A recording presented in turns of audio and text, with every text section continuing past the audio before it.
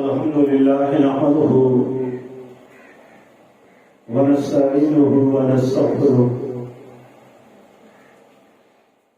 व नऊज़ु बिल्लाहि मिन शुरूरि अंफुसिना व मिन सय्यिआति अमालिना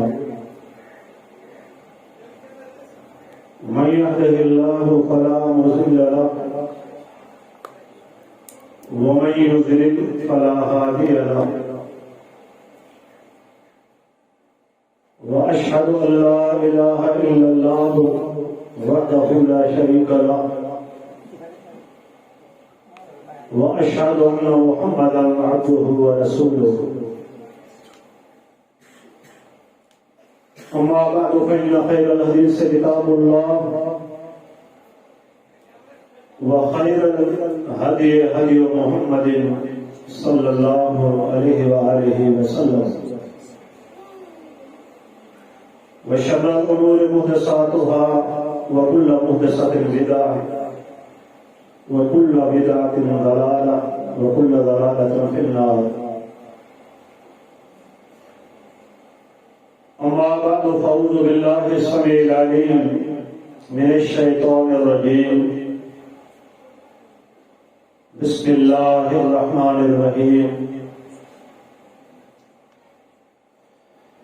या अय्युहल्लज़ीना आमनु तक़ुल्लाहा हक़्क़ तुक़ातिह व ला तमूतुन्ना इल्ला व अंतुम मुस्लिमून। रब्बि इश्रह ली सदरी व यस्सिर ली अमरी वहलुल उक़दतम मिन लिसानी यफ़क़हू क़ौली।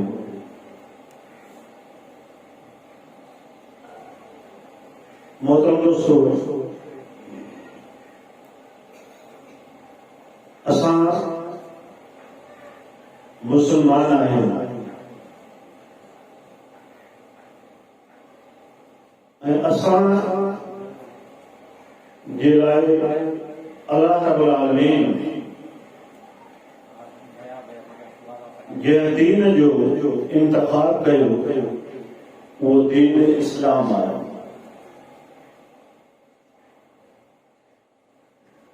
इन्न दीन इंदल्लाहिल इस्लाम। अल्लाह रब्बुल आलमीन वटि पसंदीदा दीन इस्लाम आहे। इहो दीन इस्लाम मुकम्मल आहे। अल्लाह रब्बुल आलमीन पंहिंजे कलाम में फरमायो, अल-यौमा अकमलतु लकुम दीनकुम व अतममतु अलैकुम निअमती व रज़ीतु लकुम अल-इस्लाम दीना। अल्लाह रब्बुल आलमीन तव्हांजे मथां दीन इस्लाम खे मुकम्मल कयो ऐं दीन जे सूरत में मूं पंहिंजी नामत तव्हांजे मथां मुकम्मल कयो। माना दीन अल्लाह जी नामत आहे। रज़ीतु लकुम अल-इस्लाम दीना ऐं मूं अल्लाह तव्हांजे लाइ दीन इस्लाम खे पसंदि कयो आहे। दीन असांजे लाइ इस्लाम आहे। दीन अल्लाह जो मुकम्मल आहे। दीन इस्लाम अल्लाह जो पसंदीदा आहे ऐं उन दीन खे मञण वारा असां मुस्लमान आहियूं। मुस्लिम अरबी लफ़्ज़ आहे जंहिंजूं ॿ मानाऊं अहम आहिनि। मुस्लिम जी हिकिड़ी माना आहे ताबेदार ऐं मञण वारो ऐं मुस्लिम जी ॿी माना अरबी में आहे त उहो उठ जंहिंजी मुहार मालिक जे हक़ में हूंदी। उहो मालिक जिॾां बि उन उठ खे काईंदो उहो मालिक उनखे वठी वेंदो। इहो उठ उनजो ताबेदार थी उनजे पोयां विहारींदो त विहंदो, हलाईंदो त हलंदो, सवारी कंदो त सवारी जे लाइ ताबे थी वेंदो। असां मुसलमान खे मुसलमान इनजे करे कयो वञे थो त असांजी मुहार मुहम्मद रसूलुल्लाह सल्लल्लाहु अलैहि वसल्लम जे दीन जे मुताबिक़ गुज़रे। असांजी ज़िंदगी मर्ज़ी वारी न हुजे त जीअं असां मर्ज़ी वारी ज़िंदगी गुज़ारियूं, जीअं असांखे वणे इहा ज़िंदगी गुज़ारियूं न।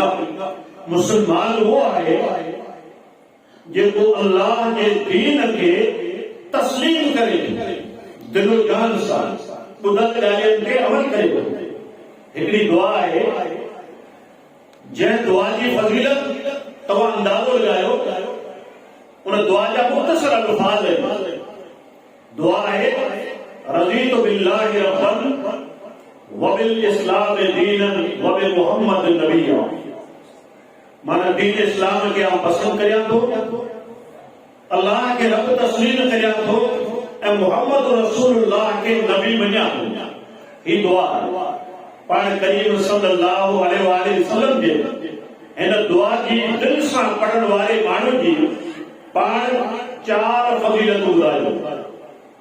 जेको माण्हू इक़रार करे थो त अल्लाह जे दीन खे मञियां थो, तस्लीम करियां थो, अल्लाह खे रब मञियां थो, मुहम्मद रसूलुल्लाह खे पंहिंजो पैगंबर ऐं नबी अॻवान तस्लीम करियां थो। ही दुआ जी माना आहे। पाण हिन दुआ पढ़ण वारे जे बारे में 4 मुख़्तलिफ़ हदीसुनि में फज़ीलत बयान कई आहे। नबी करीम सल्लल्लाहु अलैहि वसल्लम ने फरमायो ज़ात तमल ईमान। जे माण्हू सुबुह जो ये दुआ 3 दफ़ा पढ़ी, शाम जो ये दुआ 3 दफ़ा पढ़ी, इन माण्हू खे अल्लाह ईमान जो ज़ाइक़ो, ईमान जी राहत नसीब कंदो। ईमान जे दिल में अल्लाह रब्बुल आलमीन महसूस कराईंदो। ईमान जी खुशी, ईमान जी राहत, ईमान जो निशान, हिकिड़ी ताज़गी, हिकिड़ी रूहानियत पंहिंजे दिल में महसूस कंदो। ऐं ॿी हदीस में आहे पाण करीम सल्लल्लाहु अलैहि वसल्लम ने फरमायो वजबत लहुल जन्नह। अहिड़े मुस्लमान जे लाइ अल्लाह जन्नत खे वाजिब करे रहियो। जेको ये दुआ 3 दफ़ा सुबुह जो पढ़े थो, 3 दफ़ा शाम जो। ऐं ॿी हदीस में आहे पाण करीम सल्लल्लाहु अलैहि वसल्लम ने फरमायो अल्लाह अन युज़िहु यौमल क़ियामह। अल्लाह रब्बुल आलमीन पंहिंजो पाण ते इहो वाजिब कयो आहे त इन बाने खे क़ियामत जे ॾींहुं जन्नत जूं नेमतूं ॾेई अल्लाह राज़ी कंदुसि।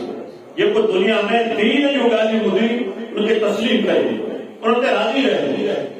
ऐं चौथी हदीस में आहे पाण करीम सल्लल्लाहु अलैहि वसल्लम जे फरमाइनि था अनल ज़ईम लआखुज़न बियदिही इलल जन्नह।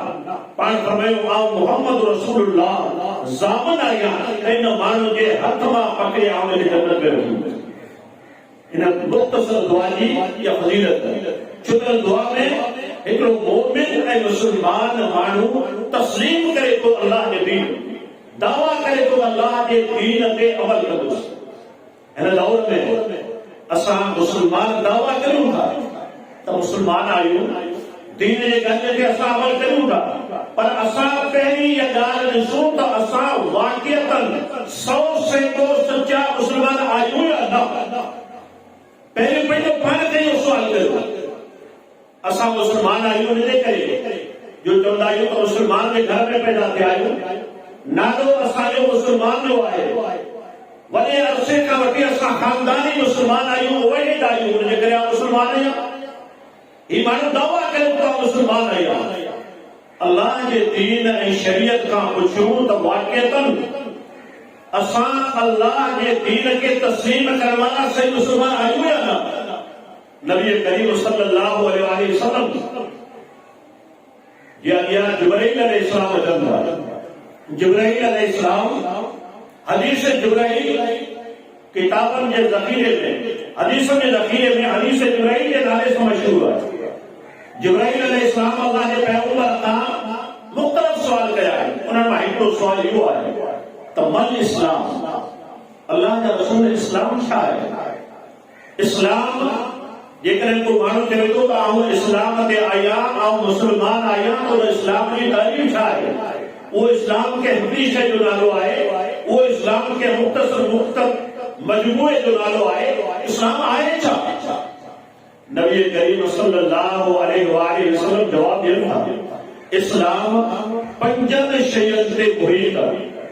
फरमाए तक़ुल्लाह वला तुश्रिकु बिही शैअन व तुक़ीम अस्सलात मक्तूबा व तुअद्दी ज़कात मफ़रूज़ा व तसूम रमज़ान व तहुज्जुल बैत।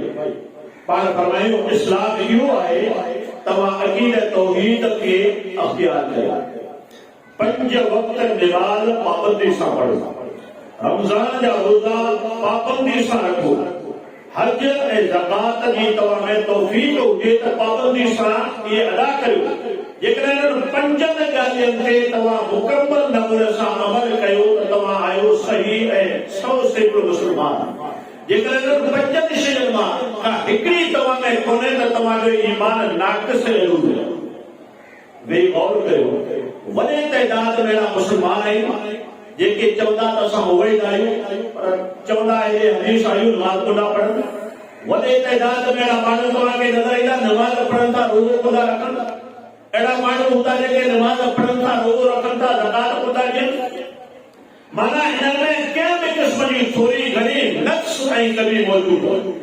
इस्लाम असांजो मुकमल तॾहिं थींदो जॾहिं इहे पंज ॻाल्हियूं जेके अल्लाह जे पैगंबर ॿुधायूं इन्हनि ते असां मुकमल अमल कंदासीं, तॾहिं असां इस्लाम जे अंदरि दाख़िल थींदासीं। सही बुखारी जी रिवायत आहे, नबी करीम सल्लल्लाहु अलैहि वसल्लम जो सहाबी सैयदना अनस रज़ियल्लाहु तआला अन्हु फरमाए थो, हिक दफ़े असीं अल्लाह जे पैगंबर सां गॾु मस्जिद नबी में वेठा आहियूं। मस्जिद नबी में हिकु बहरानी जो माण्हू आहे, दख़ल मस्जिद। उहो माण्हू एॾो सादो आहे जो पंहिंजे उठ जंहिंते सुवार थी आयो आहे उन उठ समेत मस्जिद जे हद में हलियो आहे। हुनखे ख़बर आहे कि मस्जिद जी हद आहे, पर बहरानी जो माण्हू हुजण जे करे मस्जिद जे हुदूद में उठ समेत दाख़िल थियो। फ़अलाक़हु फ़िल मस्जिद, पंहिंजे उन उथड़ी खे मस्जिद जे अंदरि विहारे ऐं अल्लाह जे पैगंबर सल्लल्लाहु अलैहि वसल्लम जी जेका मजलिस लॻी पई हुई, जेको इल्मी मजलिस मौजूद हुई, उन मजलिस के अंदरि हलियो आहे। न दुआ कयईं, न सलाम कयईं, न पंहिंजो नालो वरिताईं, न पंहिंजो को तारुफ़ करायईं। सिर्फ़ इहो अल्फाज़ चए थो अय्युकुम मुहम्मद, तव्हां में मोहम्मद कहिड़ो? सहाबा किराम चवनि था, हिकिड़े माण्हू जवाब ॾिनो, हाज़िहिल मुत्तक़िउल अबयस, इहो को सफ़ेद ऐं ख़ूबसूरत माण्हू ट्रेक लॻाए असांजे विच में वेठो आहे, मुहम्मद रसूलुल्लाह सल्लल्लाहु अलैहि वसल्लम इहो आहे। नबी करीम सल्लल्लाहु अलैहि वसल्लम के मुखातिब थी करे फरमाए थो, अअंत इब्नु अब्दुल मुतलिब, छा अब्दुल मुतलिब जो पुटु तूं आहीं? अब्दुल मुतलिब जो पोटो तूं आहीं? पाण जवाब ॾिनो, कयो उजिब्त, तोखे मुंहिंजो साथी जवाब ॾेई छॾियो, तारुफ़ तव्हांजो थी वियो।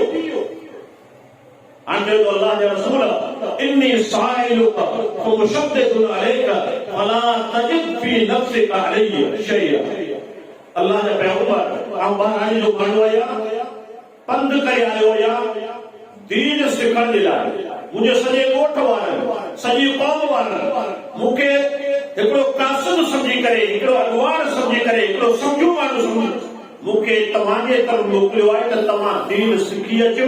जेका बि ॻाल्हि तूं सिखी न, तूं पाण बि उनखे तस्लीम कजां, असीं सभु तोसां गॾु तस्लीम कंदासीं, सभु वञींदासीं। ऐं एतिरे जे लाइ हुई आहे, ॾिसो केॾी बहितरीन नियत आहे, दीन सिखंदो आहे, आऊं बि वञींदुसि, मुंहिंजे सॼी ॻोठ वारा, सॼी क़ौम वारा तव्हांजे अहकामात खे वञींदा। उन जॻह ते आऊं तव्हांखां कुझु सुवाल करणु चाहियां थो। इन्नी साइलुका, आऊं तव्हांखां सुवाल करणु चाहियां थो। अल्लाह जे रसूल मथां सुवाल जे अंदरि मूंखां का कमी कोताही थी वञे, का घटा वधी थी वञे, सुवाल करण में का मूंखां ग़लती थी वञे, तव्हां मुंहिंजे नाराज़ न थीजो। नबी करीम सल्लल्लाहु अलैहि वसल्लम जे फरमाइनि का सल अम्मा वदा अला, पाण फरमाइनि थो कि जेको बि सुवाल करणो हुजे सुवाल कर, का बि नाराज़गी कोन्हे। सैयदना उमर बिन ख़त्ताब रज़ियल्लाहु तआला अन्हु फरमाए थो, हिन त पाण इहो चयो त मूंखे सुवाल करण में का ग़लती थी वञे, पर मूं अंदाज़े ॻाल्हाइण मां सम्झो त ही तमामु ॾाढो माण्हू आहे, तमामु होशियार माण्हू आहे, अल्लाह जे पैगंबर खां दीन सिखण जे लाइ आयो आहे। हिन जी तड़प, हिन जी मोहब्बत, हिन जी अखलाक, हिन जो ॻाल्हाइण जो अंदाज़ हिते ॾाढे माण्हू आहे। नबी करीम सल्लल्लाहु अलैहि वसल्लम खां सुवाल कयो इस्लाम जे बारे में, बुनियादी सुवाल कयो। नबी करीम सल्लल्लाहु अलैहि वसल्लम खे कसम ॾिनो, अनशुदुका बिल्लाह, ऐं तव्हांखे अल्लाह जो कसम ॾियां और अरसलका इलन्नास काफ़ा, छा अल्लाह तव्हांखे पूरी दुनिया जे तरफ़ तौहीद जी दावत ॾियण जे लाइ मोकिलियो? छा तव्हां असांजे बुतनि जी मुखालफ़त कयो था, असांजे महबूदनि जी मुखालफ़त कयो था? अल्लाह रब्बुल आलमीन तौहीद जी दावत ॾियण जे लाइ आउं तव्हांखे कसम ॾियां थो त अल्लाह मबूस कयो आहे। पाण फरमायो हां मूंखे अल्लाह मबूस कयो आहे ऐं माण्हुनि खे अल्लाह जी तौहीद अल्लाह जी वहदानियत बयान कई आहे। वरी ॿियो सुवाल थो कयो अंशुरु बिल्लाह ऐं तोखे अल्लाह जो कसम ॾियां थो अल्लाह अमरक अन तुसल्ली अस्सलावात अल खम्स फिल यौम वल लैला छा अल्लाह तव्हांखे इहो हुकुम कयो आहे त असां राति ऐं ॾींहं में 5 वक़्त नमाज़ पाबंदी सां पढ़ूं। कहिड़ो सुवाल कई? इहो कोन चवंदो असां नमाज़ पढ़ूं, छो त वॾे तइदाद में असांजे मुआशरे में असांजे ॻोठनि में अहिड़ा माण्हू आहिनि जेके आहिनि नमाज़ी, ॾींहं जूं 3 नमाज़ूं पढ़ंदा, सुम्हणीअ फजर में हैरान हूंदा, जुमे जी नमाज़ पढ़ंदा, ईद जी नमाज़ पढ़ंदा, कॾहिं को इहे क़िस्म जो दीनी प्रोग्राम थी वियो त मस्जिद में हलाईंदा, पर पाबंदी सां नमाज़ पढ़ण वारा कोन हूंदा। हिन सुवाल छा कयो? छा अल्लाह तोखे हुकुम कयो आहे त असां 5 वक़्त नमाज़ पाबंदी सां पढ़ूं? पाण फरमायो हा। कि छा अल्लाह तोखे हुकुम कयो आहे त शाहूकारनि खां ज़कात वसूल करियो ऐं पाबंदी सां उहा ग़रीबनि में विरायो? पाण फरमायो हा। 5 नंबर ते सुवाल के छा अल्लाह हिन रमज़ान जे महीने में असां ते रोज़ा फर्ज़ कया आहिनि, पाबंदी सां रखणा आहिनि? पाण फरमायो हा। कि छा अल्लाह तोखे हुकुम कयो आहे त तव्हां ते हज फर्ज़ हुजे त हज खे अदा करियो? पाण फरमायो हा। हाणे इहे 5 ॻाल्हियूं जेके इस्लाम जूं बुनियादी ॻाल्हियूं आहिनि, जॾहिं माण्हू ॿुधियूं अल्लाह जे पैगंबर सल्लल्लाहु अलैहि वसल्लम जे मजलिस में उथी थो ऐं पाण खे उथी बि करे कहिड़ो ऐलान करे थो आमनतु बिमा जित बिही व अना रसूलु मिन वराई। फरमाए अल्लाह जा पैगंबर जेके बि 5 ॻाल्हियूं तव्हां मूंखे ॿुधायूं ऐं इन्हनि खे दिलो जान सां तस्लीम कयां थो, ईमान आयां थो, इन्हनि ते आऊं बि अमल कंदुसि ऐं मुंहिंजी सॼी क़ौम वारा इन्हनि ॻाल्हियुनि ते अमल कंदा। असुल दीन इहो तमाना दीन जी ॻाल्हि खे तवजह सां ॿुधे ऐं दीन जे ॻाल्हि ते अमली नियत कजे त मूंखे अमल करणो आहे, मूंखे सिर्फ़ हिकिड़े कन मां ॿुधी ॿिए कन मां कढणो कोन्हे, बल्कि उन ते अमल करणो आहे। नबी करीम सल्लल्लाहु अलैहि वसल्लम खे चयो आना ज़िमाम बिन सालबा मिन नजद ऐं नजद जे इलाइक़े जो आहियां, मुंहिंजो नालो ज़िमाम बिन सालबा। हाणे ही एतिरो दीन सिखियो, वरी मजलिस मां रवानो थियो। अल्लाह के पैगंबर इन वजण वाले माण्हू जे बारे में 4 हदीसनि में मुख़्तलिफ़ फज़ीलतूं बयान कयूं। कहिड़ी फज़ीलतूं? नबी करीम सल्लल्लाहु अलैहि वसल्लम फरमायो अफ़लाह इन सदक़। पाण फरमायो जेकॾहिं ही पंहिंजे अचण वारे मक़सद में सचियो आहे त ही कामयाब आहे। ही जंहिं मक़सद जे लाइ आयो आहे, जेका ॻाल्हि करे वियो आहे, इन ॻाल्हि में जेकॾहिं सचियो आहे त ही जन्नती आहे, ही कामयाब आहे। ॿी हदीस में आहे लइन सदक़ लयदखुलुल जन्नह, जेकॾहिं हिन सच ॻाल्हायो आहे त ही जन्नत में दाख़िल थींदो। 3 हदीस में इन तमस्सक बिमा उमिर बिही दखलल जन्नह। पाण फरमायो जेकॾहिं जंहिं शइ जो हिनखे हुकुम कयो वियो आहे, जेकॾहिं इन्हनि ॻाल्हियुनि ते हिन अमल कयो त ही अल्लाह रब्बुल आलमीन हिनखे जन्नत में दाख़िल थियो, कामयाब थियो। ऐं 4 हदीस में आहे मन सरहु अन यंजुर इला रजुल मिन अहलिल जन्नह फलयंजुर इला हाज़ा। पाण फरमायो जंहिंखे दुनिया में जन्नती ॾिसणो हुजे हिनखे ॾिसे, दुनिया में जन्नती ॾिसणो हुजे हिनखे ॾिसे। मुंहिंजे दोस्तो इन हदीसनि मां असांखे मालूम थियो त दीन इस्लाम में हुकूकुल्लाह जेके आहिनि अल्लाह जा हक़, इहे 5 आहिनि अक़ीदत, तौहीद, नमाज़, रोज़ो, ज़कात ऐं हज। हाणे जेकॾहिं इन्हनि मां कंहिं हिकिड़े में बि असां में घटिताई आहे त असांजे ईमान में एतिरो नक़्स आहे, एतिरो कोताही आहे। जेकॾहिं असां 2 शयूं छॾियूं था त इहो सम्झो त 40% ईमान घटि आहे। 3 शयूं असां में कोन्हे त 7% असां में ईमान कोन्हे। ईमान जे तकमील जे लाइ इहे 5 शयूं लाज़मी आहिनि। मुंहिंजे दोस्तो जेको असां दीन अल्लाह जे पैगंबर सल्लल्लाहु अलैहि वसल्लम खां सिखियो आहे, उन दीन इस्लाम जा जेके अहकामात आहिनि उन्हनि जो उन्हनि अहकामात जो दारो मदार 2 हिस्सनि में आहे। हिकिड़ा अल्लाह जा हक़, ॿिया बाननि जा हक़।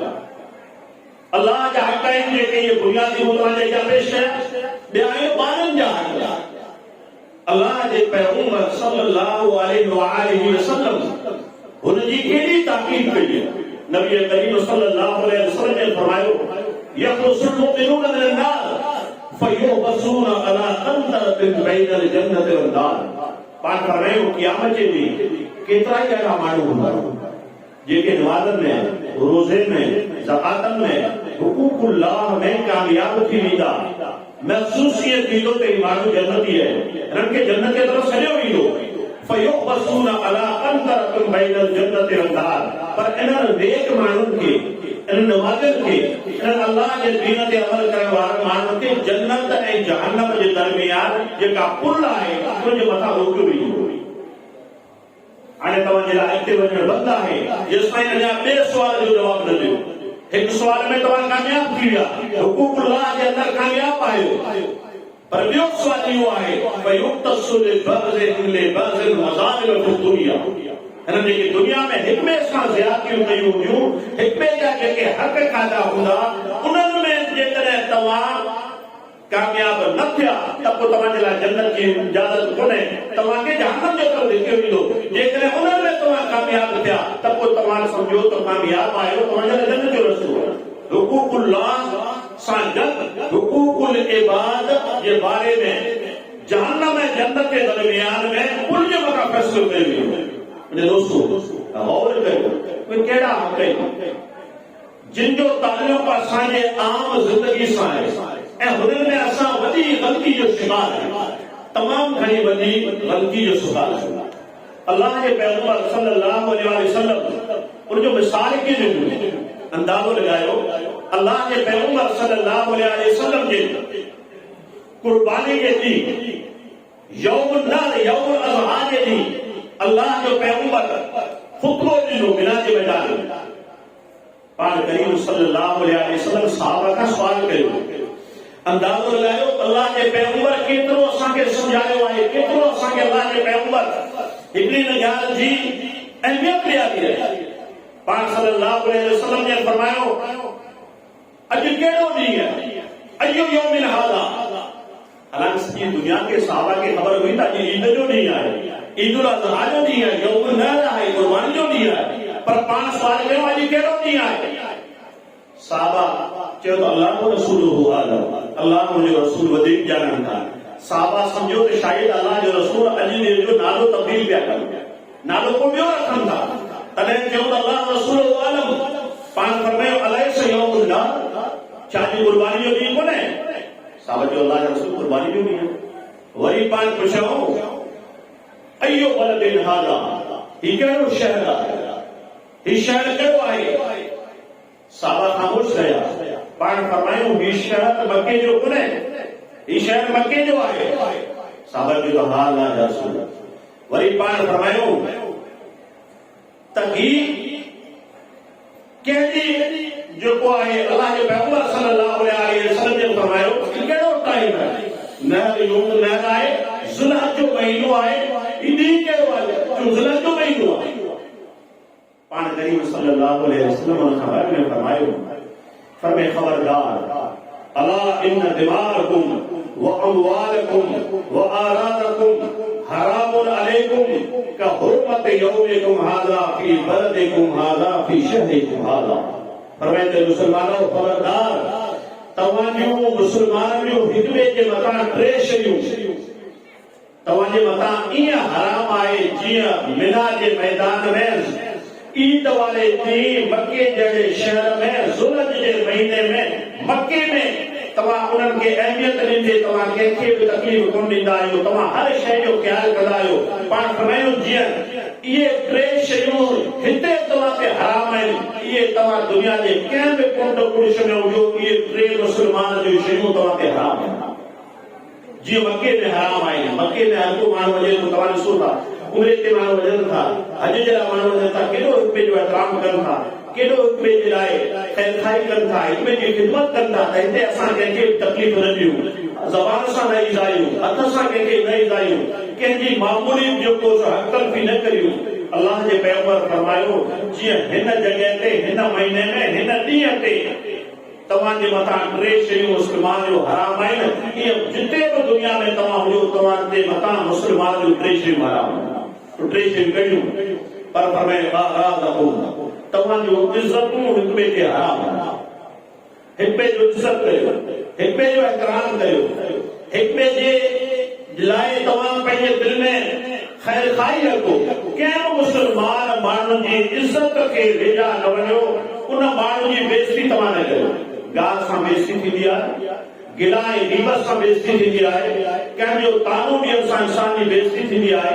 अल्लाह जे पैगंबर फरमायो तव्हां पंहिंजे ज़बान सां कंहिं बि माण्हू जी इज़त खे कंहिं बि नमूने जी इज़त खे पाईमाल न कयो।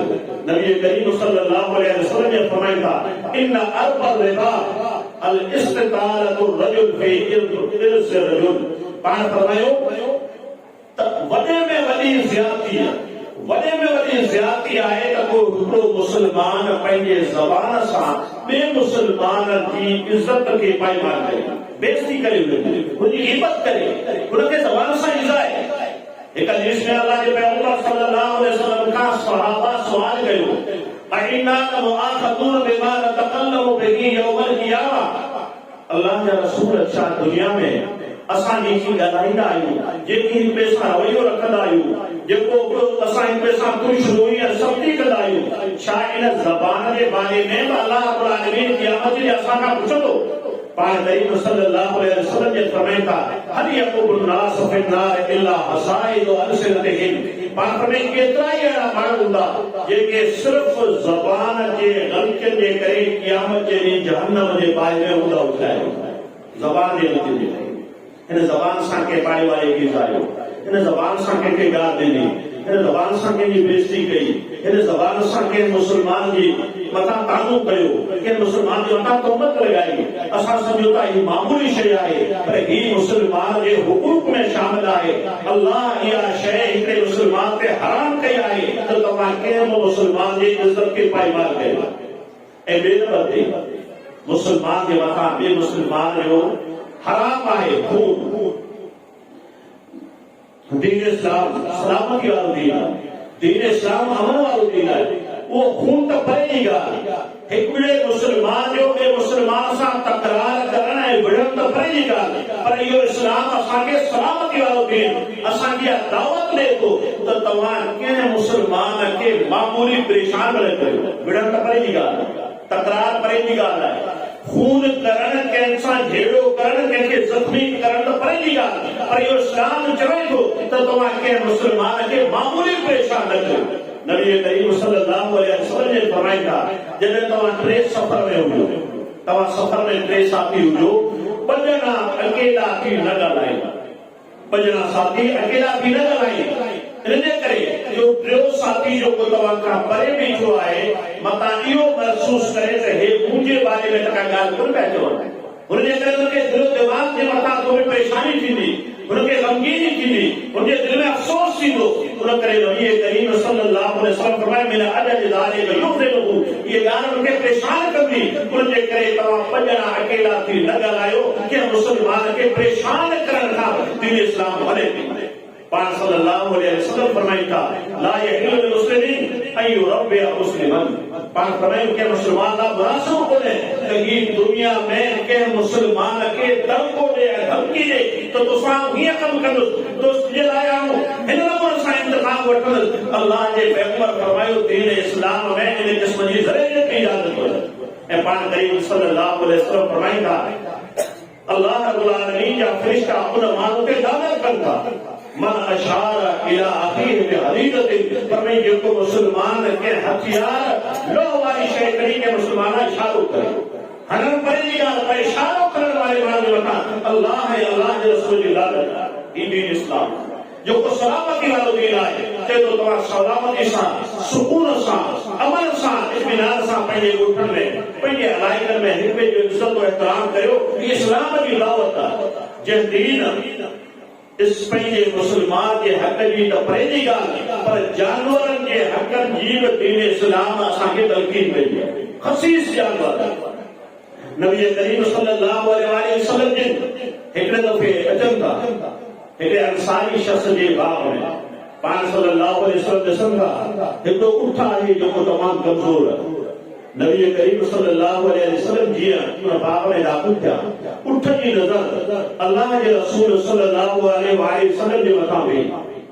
जल जल व तरफ़त आई ना हो हदीस अल्फाज़ ऊठ अल्लाह जे पैगंबर खे ॾिठो, हिन जे ऊठ जे अखियुनि मां लुढ़क अची विया ऐं मुंहं सां जीअं दान कबी आहे, गड़गड़ाहट करे आवाज़ ॾिबो आहे, शिकायत कबी आहे। जीअं मोहम्मद रसूलुल्लाह जे अॻियां पंहिंजो कंधु नवाए रोई पियो ऐं शिकायत कई।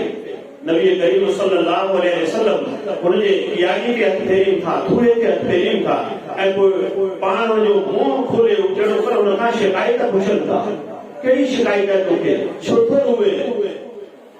उठ खे ख़बर आहे तुंहिंजी रहमत लिल आलमीन आहे, पूरी काइनात जी रहमत आहे, मुंहिंजे तकलीफ़ जो मुंहिंजे शिकायत जो तनाव थींदो। लिहाज़ा नबी करीम सल्लल्लाहु अलैहि वसल्लम फरमाईंदा मन रबो हाज़िर जवाल, हिन उठ जो धणी केरु आहे? हिकिड़ो अंसारी चयो अल्लाह जे रसूल आऊं आहियां हिन उठ जो धणी। पाण फरमाईंदा इन्नहु यशकू अन्नक तुजीउहु व तुदइमुहु, पाण फरमाईंदा उठ मूंखे शिकायत ॾिनी आहे त तूं हिन खां कमु घणो वठींदो ऐं खाधो थोरो खाराई, हिनखे बुखार रखींदो। इत्तक़ुल्लाह फी हाज़िहिल बहाइल मुजबा, पाण फरमाए अल्लाह जा वादा हिन बेज़बान जानवरनि जी इबादत आहे। क़यामत जे ॾींहुं रब तव्हां खां हिननि बेज़बान जानवरनि जे बारे में पुछंदो। दीन इस्लाम जानवरनि जे हक़नि जी हिफ़ाज़त कई। पाण करीम सल्लल्लाहु अलैहि वसल्लम जे हिकिड़े ख़सीस जानवर खे गदह खे ॾिसंदो। ख़सीस जानवर आहे, मुर्दार जानवर आहे, उनजे मुंहं में के माण्हूअ टंब ॾेई छॾियो। पाण सल्लल्लाहु अलैहि वसल्लम जे छा फरमायो? लानल्लाहु मन वसम फी वजही, पाण फरमायो उन माण्हू जे मथां अल्लाह जी लानत आहे जंहिं गदह जे मुंहं में टंब ॾेई उनखे तकलीफ़ ॾिनी।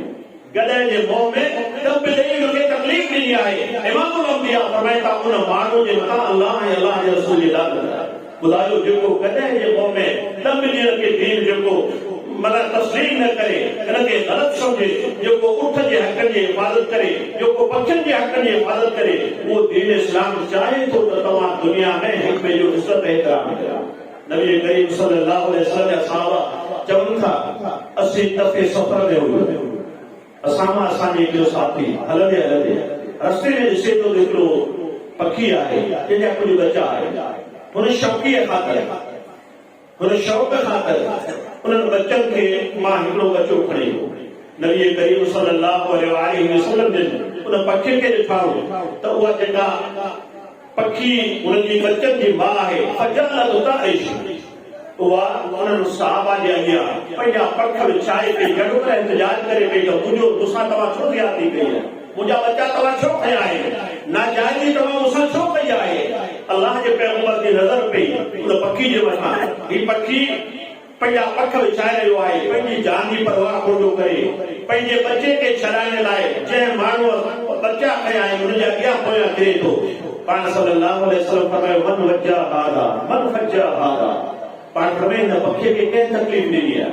हिकिड़े साहिबी जो अल्लाह जा रसूल मूं शौक़ीअ ख़ातिर खया आहिनि, मूं इहे खया आहिनि, मूं कोई नियत सां कोन खया आहिनि, बसि इहे पखी खणी आहिनि। पाण फरमाए उद्दू इलैहा वरदहा फरहमहा, पाण फरमाए त बच्चनि खे हिन जे आखिरे में वापसि करे हिन पखियुनि जे मथां तव्हां रहम कयो, हिन पखियुनि जे मथां रहम कयो। जेको दुनिया में कंहिं मख़लूक जे मथां रहम नथो करे, अल्लाह उन माण्हू जे मथां रहम कोन कंदो। दीन इस्लाम इहो मज़हब आहे जेको दीन असांखे इहा दावत ॾिए थो त तव्हां दुनिया में अमन सां रहो। ऐं जेको माण्हू दुनिया में तकरार करे थो, कंहिं मुस्लमान सां झेड़ो करे थो, कंहिं मुस्लमान जे खून में शरीक आहे, अल्लाह जे दीन ऐं शरीयत उनजे बारे में केतिरी सख़्त वही ॿुधाई। सैयदना अबू मसूद रज़ियल्लाहु तआला अन्हु हिक ॿिए चवे थो अल्लाह जे पैगंबर सल्लल्लाहु अलैहि वसल्लम जो साहबी आहे, चवे थो आऊं पंहिंजे ग़ुलाम खे मार ॾियां, कुंतु अज़लिमु ग़ुलामन ली, मुंहिंजे ग़ुलाम ग़लती कई ऐं उन ग़लती जे करे पंहिंजे नौकर खे लठ सां सज़ा ॾियां, लठ सां सज़ा ॾियां पियो। त पोयां अचण वारो माण्हू मुतवजह कोन कई, पोयां अचण वारो माण्हू उन मूंखे अची नसीहत कई, नसीहत जा अल्फाज़ कहिड़ा आहिनि त लल्लाहु अक़दरु अलैक मिनका अला हाज़ल ग़ुलाम, त अल्लाह जा माना जेतिरे क़दुरु तोखे हिन ग़ुलाम ते ताक़त आहे, अल्लाह तोखां वधीक ताक़तवर आहे। अल्लाह जी अदालत क़यामत जे ॾींहुं क़ाइम हूंदी, रब तोखां पुछंदो ग़ुलाम जे बारे में त तूं हिनखे हथ सां सज़ा छो ॾिनी। चवंदो फल त फल तूं मूं ॾोड़ो हुयो त मूंखे इहो केरु माण्हू आहे जेको चवे थो ऐं पंहिंजे ग़ुलाम खे सज़ा ॾियां पियो, पंहिंजे ग़ुलाम ग़लती कई आहे सज़ा पियो ॾियां, मूंखे नसीहत करण वारो केरु आहे, लोणो हुयमि। त इहे अल्फाज़ चवण वारो इमामुल अंबिया हज़रत मोहम्मद रसूलुल्लाह सल्लल्लाहु अलैहि वसल्लम। मुझे अल्लाह ने रसूल जे करे कंहिंखे मामूली हथ सां तकलीफ़ ॾियण जी एतिरी अहमियत आहे त उहो हुरुल वजहिल्लाह ऐं अल्लाह ताला अॼु ॾींहुं हिनखे आज़ाद करे ॾिनो मूं आज़ाद करे छॾियो हिनखे पाण करीम सल्लल्लाहु अलैहि वसल्लम ने फरमायो मालौ लम तफल ललफक नार फरमायो रसूल जेकर अॼु हिनखे आज़ाद न करी हा त लख सां सदा ॾियण जे करे क़यामत जे ॾींहुं तोखे जहन्नम जी बाहि जी रुसात पइजी तो गुलाम खे सदा ॾेई आहे तो गुलाम के सदा दी है अल्लाह जो दीन चवे तो हथ सां मामूली सदा बचजो मामूली तकलीफ तव्हां न ॾियो पर जेको माण्हू खून में शरीक है अल्लाह रब्बुल आलमीन कुरान करीम में फरमायो वमन यक़तुल मुमिनन मुतअम्मिदन फजज़ाउहु जहन्नम खालिदन फिहा वग़ज़िब अल्लाहु अलैहि व लअनहु व अ'द्द लहु अज़ाबन अलीमा पूरे कुरान करीम में ये 5 सख्त सज़ाऊं अल्लाह रब्बुल आलमीन बयान कयूं आहिनि जेको के मुसलमान जे खून में शरीक आहे अरस बि करे वॾे तइदाद में खून थींदो आहे इलाइक़े में हिकिड़ा माण्हू उन ते बच करण वारा हूंदा आहिनि सलाह ॾियण वारा हूंदा आहिनि हिकिड़ा माण्हू कागर खे बचाइण वारा हूंदा आहिनि हिकिड़ा माण्हू उन ॻाल्हि जे अंदरि फितने जे अंदरि पुरण वारा हूंदा आहिनि कंहिं न कंहिं नमूने सां उनजो उन सां ताल्लुक हूंदो आहे अल्लाह रब्बुल आलमीन फरमाए थो जेको कंहिं मुस्लमान जो खून कंदो अल्लाह रब्बुल आलमीन उनखे क़यामत जे ॾींहुं जहन्नम में दाख़िल कंदो उन माण्हू जे मथां अल्लाह जी दानत आहे उन माण्हू जे मथां अल्लाह जी कावड़ आहे क़यामत जे ॾींहुं अल्लाह उनखे सख़्त तरीन अज़ाब में दाख़िल कंदो ये 5 सज़ाऊं अल्लाह रब्बुल आलमीन उन माण्हू जो रखियो आहे जेको दुनिया में ॿिए जे खून में शरीक आहे नबी करीम सल्लल्लाहु अलैहि वसल्लम जो फरमान है लौ अन्ना हदस समावात वल अर्द इश्तरकू फी दमिल मुमिन ला अक़बहु फिल नार जेकर सॼी ज़मीन आसमान वारा के हिकिड़े खून में शरीक हुजन हिकिड़ा सदाए वारा हुजन हिकिड़ा सलाह ॾियण वारा हुजन हिकिड़ा जहिड़े खे वधाइण वारा हुजन हिकिड़ा उनजा मुआविन हुजन हिकिड़ा हथियार फराहम करण वारा हुजन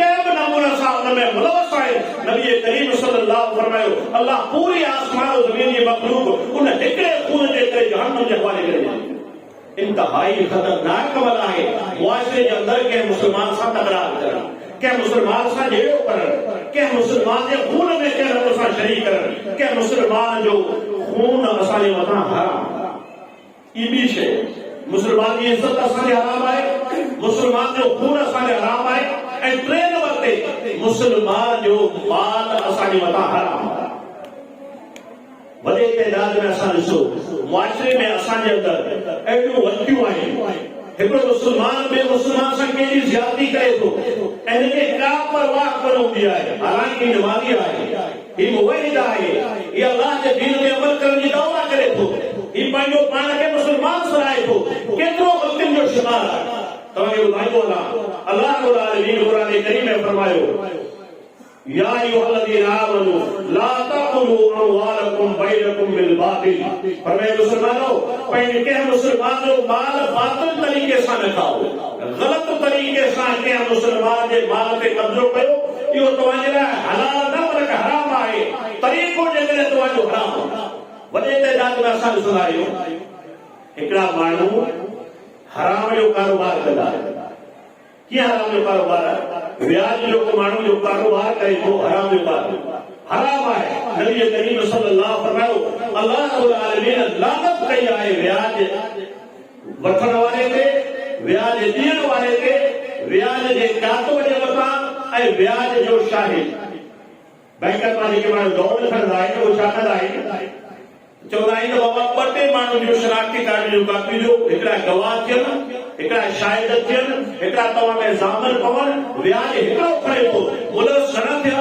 अल्लाह जे पैगंबर फरमायो व्याज खणण वारो व्याज ॾियण वारो व्याज जो शाहिद ऐं कातिब सभु अल्लाह जे पैगंबर सल्लल्लाहु अलैहि वसल्लम जी लानत जा मुस्तहिक़ है इहो गुनाह आहे जंहिंजे बारे में पाण सल्लल्लाहु अलैहि वसल्लम फरमायो जेकॾहिं को बि माण्हू व्याज जो रुपयो उठायो तव्हां पूरी सिंध में ॾिसो असांजे ॿाराड़ी में ॾिसो ज़मींदारी तबिको हुजे हारी तबिको हुजे मुख़्तलिफ़ एनजीओ हुजनि व्याज जे सिस्टम खे हलाईंदा अचनि पिया के ॿिनि व्याज ते खणनि था के ज़मीननि ते लोन खणी करे वरी ॿियूं ज़मीनूं वठनि पिया त असांजी मजबूरी आहे अल्लाह जा बाना कहिड़ी मजबूरी आहे तव्हां व्याज खणी करे तव्हां कारोबार में इज़ाफ़ो कयो था व्याज खणी करे तव्हां जेको आहे सो पंहिंजे दौलत में इज़ाफ़ो करणु चाहियो था, पंहिंजो पाण खे मथे करणु चाहियो था। पाण फरमायो जंहिं माण्हू व्याज कयो त उनखे ख़बर पए हिकिड़ो रुपयो व्याज जो, पाण सल्लल्लाहु अलैहि वसल्लम फरमायो घटि में घटि व्याज जो दर्जो इहो आहे जो सॼी माउ सां गुज़राए वेंदा। मुआशरे में जेकॾहिं को अहिड़ो माण्हू तव्हांखे नज़र अचे, ॿुधायो त हर मुस्लमान जी गैरत जागी पवंदी त ही कहिड़ो माण्हू आहे जंहिं माउ हिनखे कुख मां ॼमियो आहे, जंहिं माउ पंहिंजे पेट में हिनखे खयो आहे, ही उन पंहिंजे माउ सां गुज़राई करे ग़लति हरकत करे। अल्लाह जो पैगंबर फरमाए थो व्याज जो घटि में घटि दर्जो इहो आहे त पंहिंजे माउ सां निकाह करे बदकारी करे ऐं वधि में वधि 72 दर्जा अंदाज़ो लगायो केॾो वॾो गुनाह आहे। इन ग़लति हरकत करण वारे माण्हू खे हर को बुरो सम्झे ऐं व्याज खणण वारा सॼे मुआशरे में मौजूद हुजनि। असां उनखे काए में न कोन्ह त ही मामूली अमल आहे। सॼी दुनिया ईअं करे पई, दुनिया जा बहाना ॾींदा आहियूं, सॼी दुनिया ईअं करे पई, सॼो सिस्टम वरी साम्हूं हले पियो।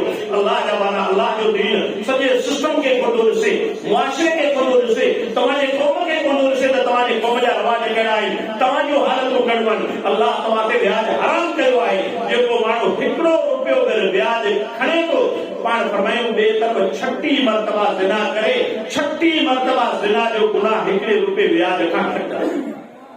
घटि में घटि 36 मरतबा ज़िना करे व्याज जो गुनाह हुन खां मथे।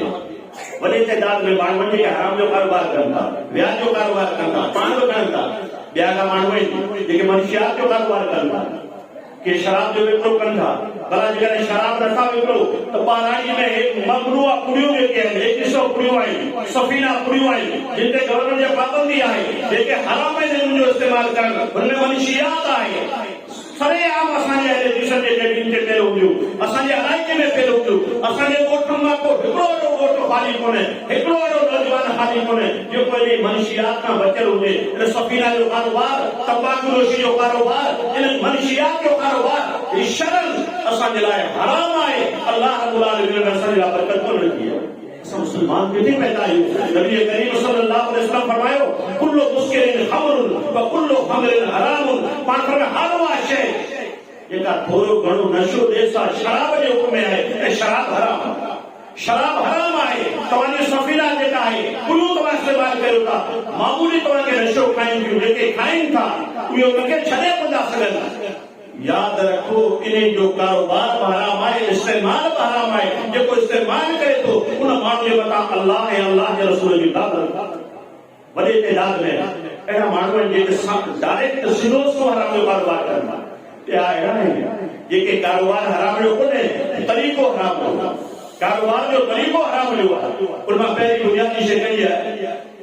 वर्से में कंहिंसां ज्यादती करणु, ॿनी जे मामलात में कंहिंसां ज्यादती करणु। पिलाट जे मामलात में तव्हां कंहिंसां ज्यादती कयो था, कंहिंजो ॿिए जो पिलाट आहे पर तव्हां ज़ोरी हुनजे पंहिंजे हिसे में आंदो आहे, उनजा 5 फुट तव्हां हंधा आहियो, ॿिए जी ज़मीन आहे पर उनखे ज़ोरी तव्हां पंहिंजे कब्ज़े में आंदो आहे। इहो तरीक़ो अल्लाह जे पैगंबर सल्लल्लाहु अलैहि वसल्लम फरमायो जेको तव्हां अपनायो था, इन तरीक़े अपनाइण वारे माण्हू खे अल्लाह रब्बुल आलमीन जी नाराज़गी आहे। पाण फरमाए मन अखद शिबरन मिनल अर्ज़ तू ये करेगी यौमल क़ियामा। फरमाए जेको माण्हू दुनिया में कंहिं माण्हू जी हिकिड़ी बाड़ी ज़मीन ते कब्ज़ो कंदो, क़ियामत जे ॾींहुं 7 ज़मीननि जी मिटी हिन जे कंध में ॻट जे सूरत में बदल हूंदी, अल्लाह जी अदालत में बीठल हूंदी। ॿुधायो जेके माण्हू प्लाटनि ते कब्ज़ो कनि था, जेके ज़मीनुनि ते कब्ज़ो कनि था, ऐं अक्सर करे उन्हनि खे चवंदो आहियां पंहिंजे उन ज़मीन तां हिकिड़ी कोरी मिटी जी भरियो, पंहिंजे कंध में विझो, घर ताईं पहुची अचो, पोइ तव्हांखे अंदाज़ो थींदो त हिनजी हैसियत केतिरी आहे। अल्लाह के पैगंबर फरमायो जेको हिकिड़ी मामूली बराबर कंहिं ज़मीन ते कब्ज़ो करे थो, अल्लाह रब्बुल आलमीन क़यामत जे ॾींहुं 7 ज़मीननि मां हिनजे कंध में ॻट जे सूरत में बदलंदो। पाण फरमाए लान अल्लाह उन माण्हू खे लानत कई आहे जेको ज़मीन ते कब्ज़ो त परे जी ॻाल्हि, गैर मनार अर्ज़ जेको ज़मीन जे निशान खे तब्दील करे। लोड़े जो निशान आहे उनखे मामूली अॻियां पोयां करे, ज़मीन जी जड़ आहे उनखे मामूली अॻियां पोयां करे छॾे, थोरो 2 फुट पंहिंजे हिसे में आणे छॾे, उन ते कब्ज़ो करण त परे जी ॻाल्हि, रुॻो निशान तब्दील करे थो। पाण फरमाए अल्लाह ऐं अल्लाह जे रसूल जो माण्हू जे मथां लानत। इहो अमल आहे जेका अल्लाह जे पैगंबर असांखे सख़्ती सां मने कई, यानी कि अरबी में गसब चइबो आहे। जेको माण्हू दुनिया में गसब करे थो, याद रखो अल्लाह रब्बुल आलमीन जे अज़ाब जी पहियो पाण जे लाइ दावत दी कि दुनिया में पहिया घर ठाहे दुनिया लाइ इतना हूंदो आहे त मुंहिंजो घर कुशादो हुजे मुंहिंजी ज़मीन जो को घर कुशादो थिए प्यार वधीक हुजे ज़मीन वटि कुशादा हुजे पर यादि रख हिकिड़ी राति तोखे अहिड़ी क़बर में वञणो आहे तुंहिंजो घर भले दुनिया में केॾो कुशादो हुजे ज़मीन तुंहिंजी केतिरी एकड़नि में हुजे पर तोखे अहिड़ी थोरी सोड़ी खॾ में सुम्हणो आहे जिते पासो वराए कोन सघे जिते हर को चवंदो क़बर खे कुशादी न करे सोड़ी कयो जंहिंमें लाश मसो पूरो थिए ॿुधायो जंहिं खॾ में तोखे वञणो आहे उहा अहिड़ी आहे जंहिंमें पासो वराए कोन सघंदे उन खॾ जो तो क़दुरु कोन कयो उन क़बर जे बारे में तोखे ज़रे जेतिरो ख़ौफ़ कोन्हे दुनिया में घर जे कुशादगी जे लाइ इहो घर बदिलण तो वटि 70 साल हूंदो 60 साल हूंदो उन खां बि थोरो या घणो अरसो हूंदो पर जेका क़बर आहे उहा हमेशह जे लाइ वॾो अरसो तोखे उते रहणो आहे उन पंहिंजे क़बर खे दुनिया जे माल जे करे अमीरो न बनायो उन दुनिया जे दौलत जे करे उन क़बर खे बेनूर न बनायो उन क़बर खे सोनो न बनायो नबी करीम सल्लल्लाहु अलैहि वसल्लम जो जेको सहाबी आहे जंहिंजे ज़मीन ते हिकु यहूदी औरत कब्ज़ो कयो उहो सहाबी चवे थो सहाबा किराम रिज़वानुल्लाहि अलैहिम मूंखे चयो त ज़मीन तुंहिंजी आहे कब्ज़ो यहूदी औरत कयो आहे तूं हिमत कर असां तोसां गॾु आहियूं मदद करणु चाहियूं था हुन छा चयो छो जॾहिं ग़रीब न पहचंदो आहे को यकीन ॾाढो फ़ैसिलो करे छॾींदो आहे अलाह दुनिया में थींदो आहे बिलाल जा कब्ज़ा थींदा आहिनि माण्हू कोर्टनि में हलिया वेंदा आहिनि वीचारा ग़रीबनि खे परेशान कंदा आहिनि पोइ वरी बि चवंदा मुंहिंजो फ़ैसिलो अलाह पर यादि रखो कि दुनिया जो कोर्टूं तव्हांजे हक़ में फ़ैसिलो ॾेई छॾीनि पर रब जी अदालत में ग़रीब जी दांह पइजी वञे दुनिया जी का ताक़त तव्हांखे छॾाए कोन सघंदी दुनिया जी का ताक़त छॾाए कोन सघंदी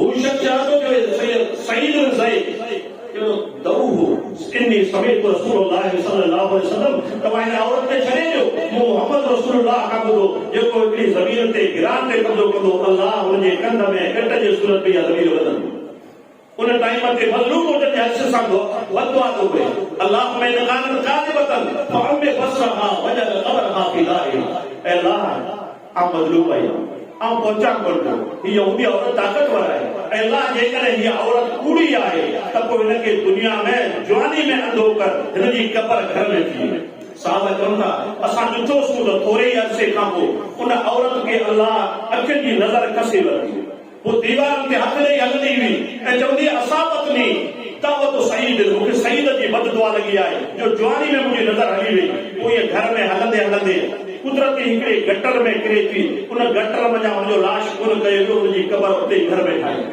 उन मज़लूम जी बददुआ उनखे पइजी चुकी पाण समय वक़्त खे दावत मज़लूम तव्हां मज़लूम जे बददुआ खां बचो अल्लाह जे विच में ऐं मज़लूम जे विच में को बददुआ पहिरियों ग़लति तरीक़ो आहे असांजे वास्ते में कंहिंजे ज़मीन ते को बि तव्हांजो वारिस आहे वर्षे में तव्हां कंहिंसां ज़्यादती न करियो या क़ुरून अमवाल क़ुरान भले उहे माण्हू जेके वर्षे जे माल खे गॾे खाइनि था अल्लाह रब्बुल आलमीन वर्षो रखियो आहे वारिस जेके आहिनि हिक ॿिए सां ज़्यादतियूं कनि था चाचनि जा पुट हिक ॿिए सां ज़्यादतियूं कनि था ॿिया जेकॾहिं सामा वारिस यतीम आहिनि कमज़ोर आहिनि उनजो माइट मरी वियो आहे त उन सां ज़्यादतियूं थियनि थियूं अल्लाह रब्बुल आलमीन क़ुरान करीम में फरमायो इन्नल लज़ीना यअकुलून अमवाल यतामा ज़ुल्मन इन्नमा यअकुलून फी बुतूनिहिम नारा जेके दुनिया में यतीम जो माल खाइनि था ईअं न सम्झनि त असां हक़ खयो असांखे सभु कुझु मिलियो पर इहे दुनिया में पंहिंजे पेट में जहन्नम जी बाहि भरी केॾी वॾी अल्लाह जे पैगंबर सल्लल्लाहु अलैहि वसल्लम ऐं ख़ुदि अल्लाह जे क़ुरान वही चुकी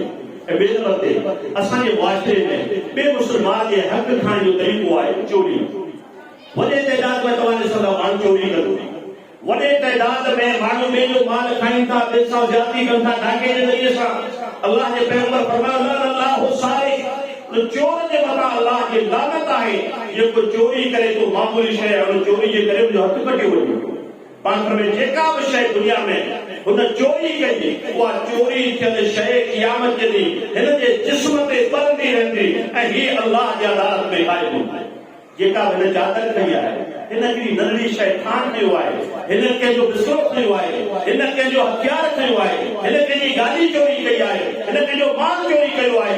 अल्लाह रब्बुल आलमीन फरमायो वमन यग़लुल यअति बिमा अल्लाह यौमल क़ियामा, इहा चोरी थियल शइ क़यामत जे ॾींहुं रब जे अदालत में तव्हांजे कुल्हे ते हूंदी। सोन चांदी आहे त ॿरंदो रहंदो, जानवर आहे त लताड़ींदो रहंदो, हथियार आहे त तव्हांखे तकलीफ़ ॾींदो रहंदो, पर मैं सॼी दुनिया जे इंसान खे ख़बर पवंदी त ही उहो इंसान आहे जेको दुनिया में चोरी जे ज़रिए सां ॿिए जो हक़ खणंदो। लान अल्लाह सारी पाण में अल्लाह की लानत अल चोर ते जेको यसरिक़ुल बीज़त अल अब्ल, जेको क़ुराने जहिड़ी मामूली शइ चोरी करे या हिकिड़ी रसी चोरी करे हुनजो हक़ खटियो वञे। इंतहाई ज़ुल्म आहे। असांजे मुआशरे में वॾे तइदाद में हिकिड़ा माण्हू चोर हूंदा आहिनि, ॿिया वरी माण्हू चोरनि खे पथारीदार हूंदा आहिनि, चोरनि जी मदद कंदा आहिनि। जेको माण्हू चोर खां शइ ख़रीद करे थो उहो चोर आहे, जेको माण्हू चोरी थियल शइ ख़रीद करे थो उहो बि चोर आहे, जेको पथारीदार आहे उहो बि चोर जी मुआवज़त करण वारो माण्हू आहे। इहो अल्लाह ऐं अल्लाह जे रसूल जो लानत जो मुस्तहिक़ आहे। वॾे तइदाद में तव्हां ॾिसो ॿियो त कयो, पर जेकॾहिं के हाजी की को ज़मीदार कुझु यूरिया जो गोरियूं ॾे त ब्लैक में मार्केट में विकिणंदो, ॿिए खे विकिणी ॾींदो, ॿियो चवंदो मूंखे 500 रुपया जो चोरी वारी शइ सस्ती मिले पिया वठां पियो। अल्लाह जा माना अल्लाह जे रसूल सल्लल्लाहु अलैहि वसल्लम लानत कई आहे अमल खे। केतिरी अल्लाह जो पैगंबर फरमायो तव्हांजे लाइ मुनासिब कोन्हे त तव्हां कंहिं मुस्लमान जे बकरी मां खीर जो हिकिड़ो कोप बि नाजाइज़ बिना इजाज़त ॾिनो, इहो तव्हांजी इजाज़त कोन्हे, इहा बि तव्हांजे लाइ इजाज़त कोन्हे। नबी करीम सल्लल्लाहु अलैहि वसल्लम हिकु सहाबी खे ॾिठो, जंहिं सहाबी अल्लाह जे पैगंबर जो सहाबी आहे, पाण करीम सल्लल्लाहु अलैहि वसल्लम जे सहाबा उनखे तीर लॻो, शहीद थी वियो। सहाबा चवंदा जन्नती अल्लाह जे रसूल, पाण छा फरमायूं अल्लाह इन्नी रअयतुहा फी बुर्दतिन क़द अल्लाह इन्नी रअयतुहा फिन नार, पाण फरमाए तव्हां हिनखे जन्नती पिया चओ, पर मूं हिकिड़ी चादर हिन चोरी कई ऐं ॾिसां थो उहा चादर जहन्नम जे बाहि जे हिन जे मथां भरी वेंदी, चादर जहन्नम जी बाहि।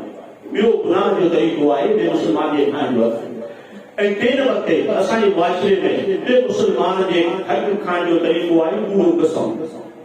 कूड़ा कसम खणंदासीं कोर्ट में, थाने में, रेवेन्यू अदालत जे अॻियां, बिरादरी जे फ़ैसिले जे अॻियां कूड़ो कसम खणी करे ॻाल्हि खे पंहिंजे तरफ़ कंदासीं, वज़न पंहिंजे ॻाल्हि खे ॼाणींदासीं या पाण खणंदासीं या ॿियो को असांजी वगार रहंदो। अल्लाह जे पैगंबर सल्लल्लाहु अलैहि वसल्लम जे फरमाइनि था हक़ इमरान मुस्लिम बियमीनिही फ़क़द औजब अल्लाहु लहु नार, पाण फरमाए जंहिं माण्हू कूड़ो कसम खणी करे ॿिए जी शइ खणे थो, भले हिकिड़ी ॼार जे ॾंदड़ जी काठी हुजे, माना ख़सीस शइ हुजे, अल्लाह उन हिकिड़े कूड़े कसम जे करे हिन जे लाइ जहन्नम जी बाहि खे वाजिब करे, जहन्नम जी बाहि खे वाजिब करे कूड़ो कसम करणु। नबी करीम सल्लल्लाहु अलैहि वसल्लम फरमाईंदा अल यमीनुल फाजिरा तदउ दियार बाकिया, पाण फरमाए कूड़ो कसम आबाद घर के वीरान करे। कूड़े कसम के अल्लाह के पैगंबर छा फरमाए यमीनुल गमूस पोड़न वारो कसम, यमीनुल फाजिरा गुनाह ताईं पहुचण वारो कसम।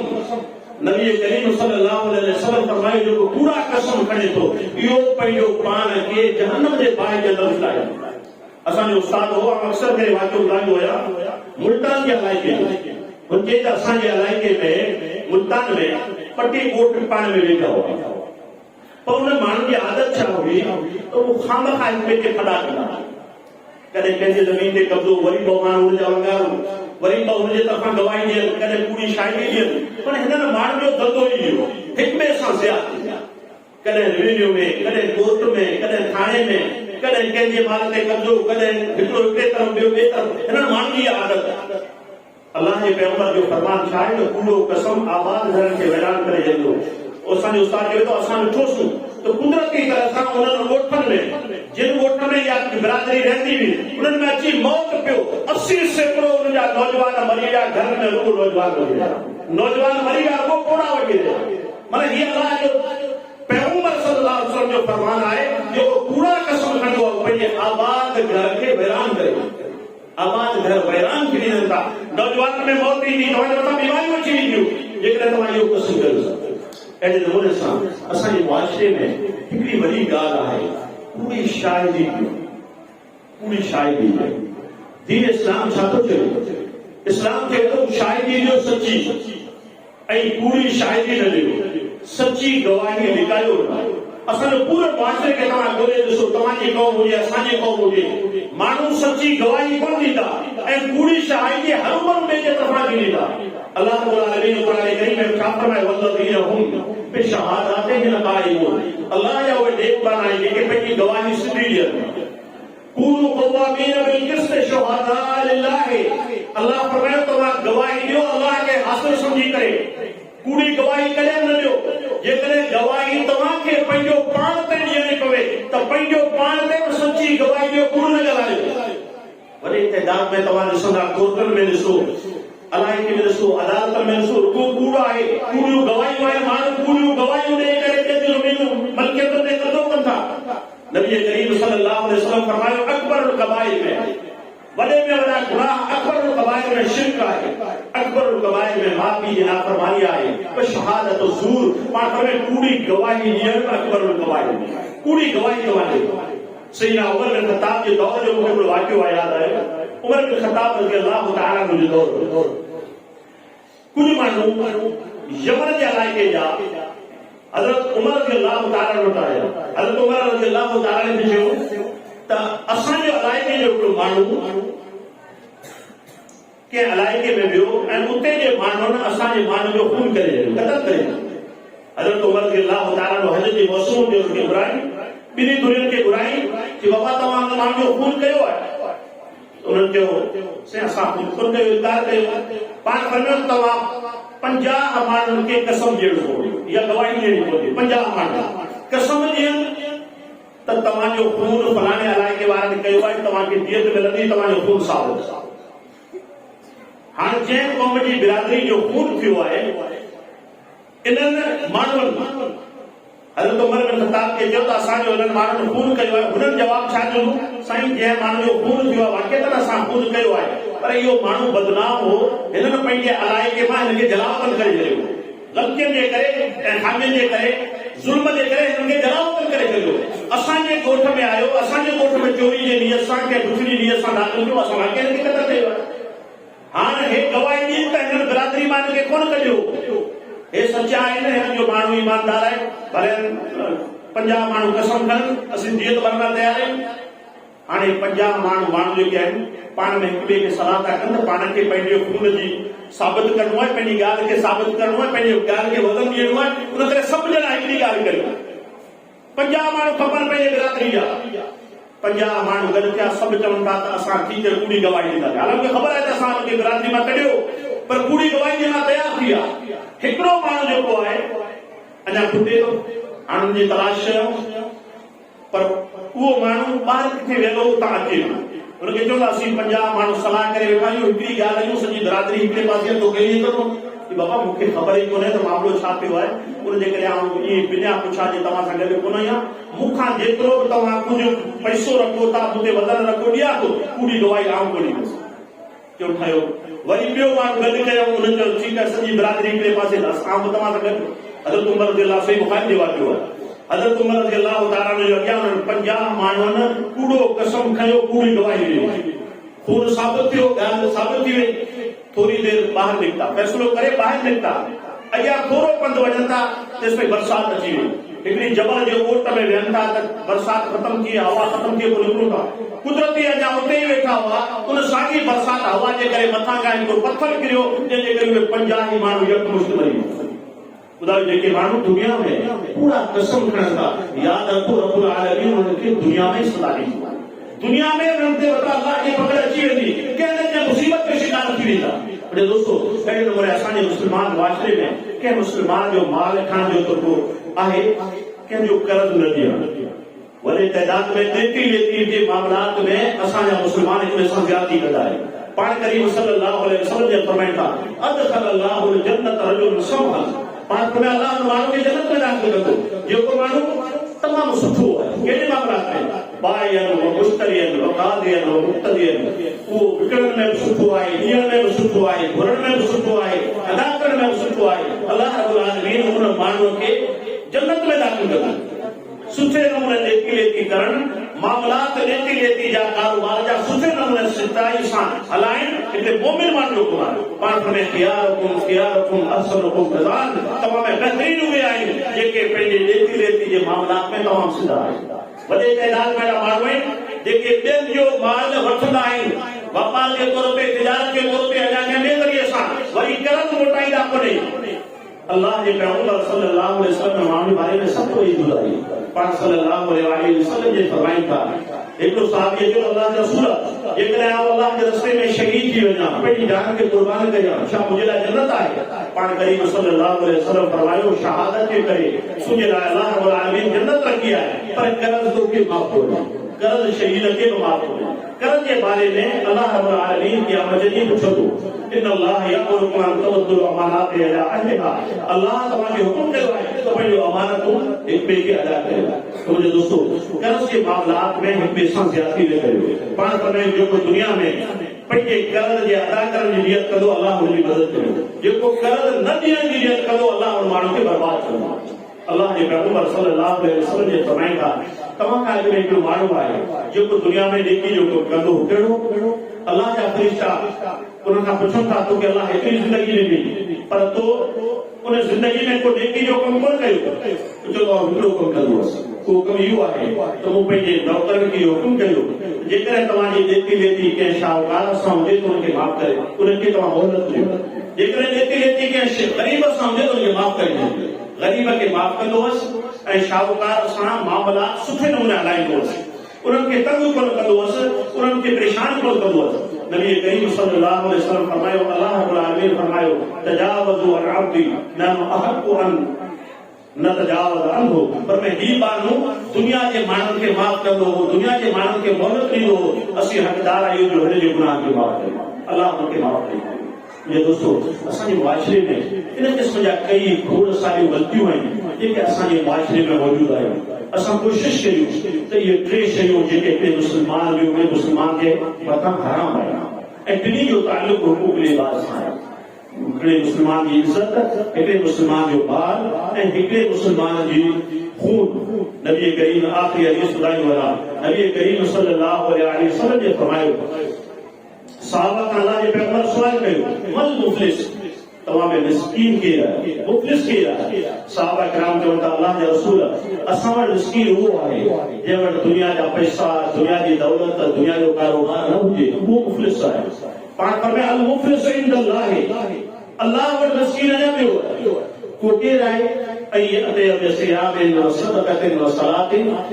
दुनिया में नेकियूं हुजियूं, ज़कातूं हुजियूं, नमाज़ूं हुजियूं, वयअती कद शतम हाज़ा वकलफ हाज़ा वअकल माल हाज़ा वसफ़ दम हाज़ा फयुता हाज़ा मिन हसनातिही वहाज़ा मिन हसनातिही। अल्लाह वटि मिस्कीन उहो आहे जंहिं वटि अल्लाह जा हक़ हुजनि, नमाज़ूं हुजनि, रोज़ा हुजनि, सदक़ात हुजनि, अल्लाह जे दरबार में ईंदो। कंहिंखे दुनिया में गार ॾिनी हूंदाई, कंहिंजो माल खाधो हूंदाई, कंहिंखे हथ सां मारियो हूंदाई, कंहिंजो खून कयो हूंदाई, कंहिंजे माल ते कब्ज़ो कयो हूंदाई, अल्लाह रब्बुल आलमीन क़यामत जे ॾींहुं हिनजे नेकियनि खे उन्हनि मज़लूमनि में विराईंदो, नेकियनि खे मज़लूमनि में विरायो वेंदो। पर मैं फयुता हाज़ा मिन हसनातिही वहाज़ा मिन हसनातिही, उनखे विरायो वेंदो। पोइ जेकॾहिं उन्हनि जूं अञा मज़लूमनि जूं शिकायतूं मौजूद आहिनि त उन मज़लूमनि जा गुनाह खणी करे हिन जे कुल्हे ते रखिया वेंदा, हिन जूं नेकियूं मज़लूमनि में विराई वेंदियूं। सुम तोरिया फिन्नार, पोइ हिन माण्हू खे अल्लाह जा मलाइका ढीले जहन्नम जा वारींदा। इहो मुफ़लिस इंसान। असां गौर कयूं, मतां असां नमाज़ूं पढ़ूं था, रोज़ा रखूं था, हुकूकुल्लाह खे अदा कयूं था, मतां कंहिं हुकूकुल इबाद जे मामले में असां कसाउनि जो शिकार हुजूं, कंहिंसां ज़बान सां ज़्यादती कयूं, हथ सां ज़्यादती कयूं, कंहिंजे माल ते कब्ज़ो कयूं, उन क़िस्म जूं ख़ामियूं असां में मौजूद हुजनि त असां पंहिंजी इस्लाह कयूं। अल्लाह रब्बुल आलमीन खां दुआ आहे, रब्बुल आलमीन असां सभिनी खे दीन इस्लाम जे जेके सही अहकामात आहिनि ॿिन्ही पहलुअनि में, हुकूकुल्लाह ये अल्लाह जा हक़, नमाज़, रोज़ो, हज, ज़कात, अक़ीदत, तौहीद ऐं हुकूकुल इबाद यानी ॿारनि जा हक़, उनमें ॿारनि जी इज़त, ॿारनि जो माल ऐं ॿारनि जो खून, असां उन्हनि जो एहतराम कयूं। रब्बुल आलमीन असां ऐं तव्हां सभिनी खे इन ॻाल्हियुनि खे अमल करण जी तौफ़ीक़ अता फरमाए। जेकॾहिं असां में का कमी कोताही आहे, रब्बुल आलमीन असांजी इस्लाह फरमाए। व आख़िरु दअवाना अनिल हम्दुलिल्लाहि रब्बिल आलमीन।